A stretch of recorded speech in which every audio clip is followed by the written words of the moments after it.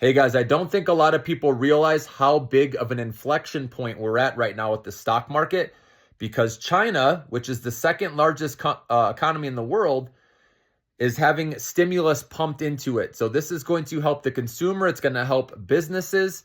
Okay, obviously when interest rates fall, right, that helps consumers and businesses, right, have more money to spend. And also they're pumping money, liquidity into the stock market as well. They're reducing the amount, right, that banks need to hold in reserves, guys. So across the board, this is going to help China's economy.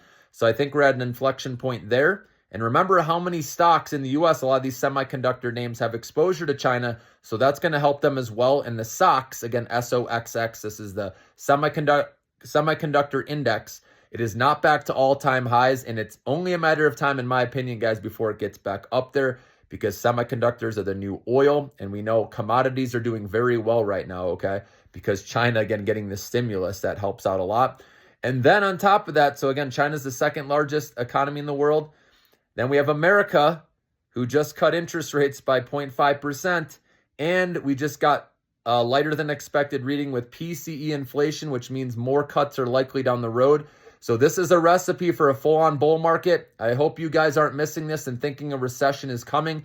I know a lot of people have been worried about that for a while, but that hasn't worked out well if you've been sitting on the sidelines, okay? And I understand markets are frothy, but remember, they can remain irrational longer than we can remain solvent. You've heard that quote before. So I know some of these sectors are at overbought levels, okay? But this is an inflection point, which is huge. China, stimulus, plus U.S. interest rate cuts equals a full-on bull market here, guys. So like I said, if NVIDIA can go up and lead the way higher, that's going to help semiconductor stocks and a lot of these other AI names.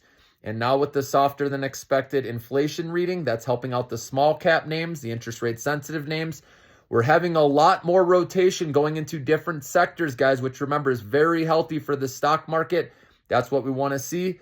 So just know that this can go a lot higher here, guys. There will be dips along the way as we work off overbought levels here and there. But just know this is an amazing time to take advantage of the Chinese stock market as well as stocks in the US. And I prefer the ones that are in AI, right? In the data center space with energy, with nuclear power, right? We know all that this AI boom is going to require, data centers, which uses a lot of energy, and we need the nuclear power plants to help out. And that's supposedly clean energy, which is what everyone's trying to get to, right? Is carbon zero, or even now they're saying carbon negative, okay, because of this clean energy from the nuclear power.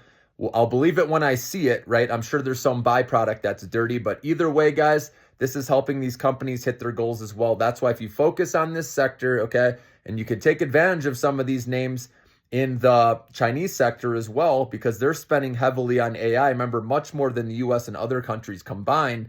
So that's why it's good to look in that area as well for Chinese stocks and have a little exposure to that in case that recovery, this is the beginning of it, and years down the road, you look back and be like, wow, that was a good choice buying when, people left Chinese stocks for dead.